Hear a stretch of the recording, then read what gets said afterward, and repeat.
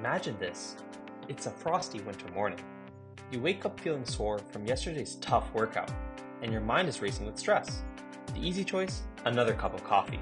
But today you try something different. You step outside, take a deep breath, and lower yourself into an ice-cold plunge pool. The moment the freezing water hits your skin, every instinct tells you to get out. But you stay. Your breath is fast and shallow at first. Time seems to slow as the shock takes over. But then, something shifts. Your breathing steadies. The cold isn't as unbearable anymore. A strange sense of calm washes over you. By the time you step out, you feel alert, refreshed, almost unstoppable. Cold plunge therapy isn't just about enduring discomfort. It's about pushing past it. Whether you're looking to recover, reset, or simply challenge yourself, this practice is more than just a trend. It's an experience. One that starts with a single breath.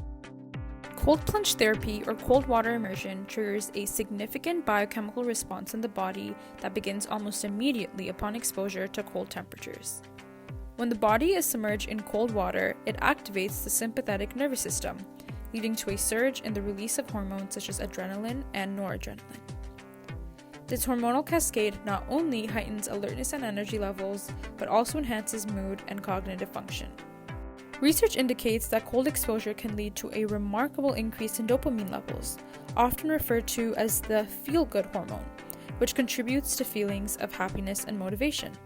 These physiological changes are part of the body's natural fight or flight response, preparing it to cope with the stress of cold exposure.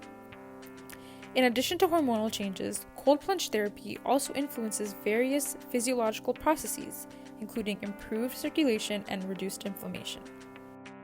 Cold water immersion causes blood vessels to constrict, which can help decrease swelling and muscle soreness, making it a popular recovery method among athletes.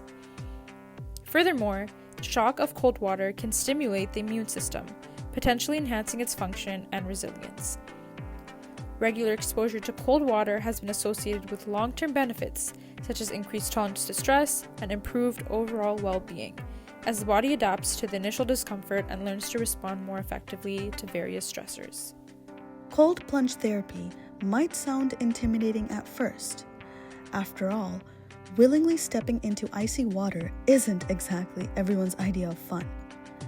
But beyond the initial shock, this practice offers a range of benefits for both the body and the mind.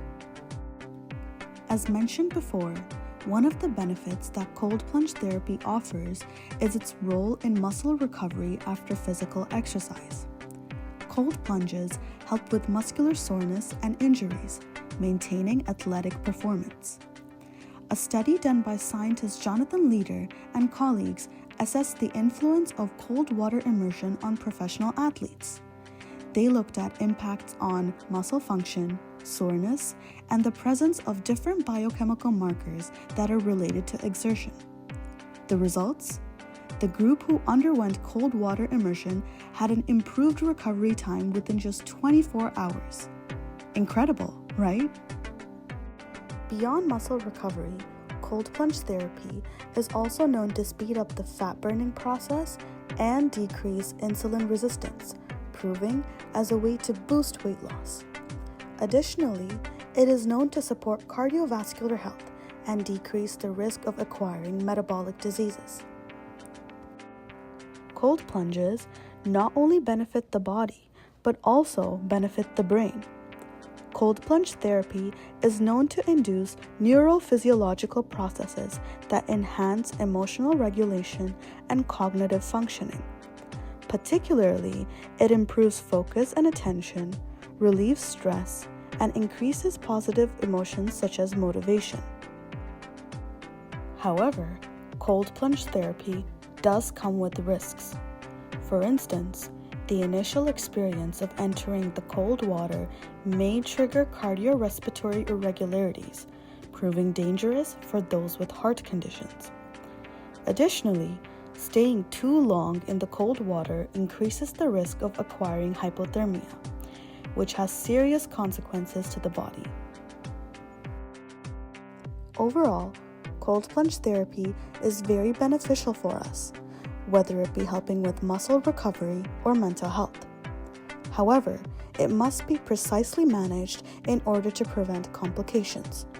When done right, this icy challenge can be very rejuvenating. You may be wondering, how does cold plunging actually work?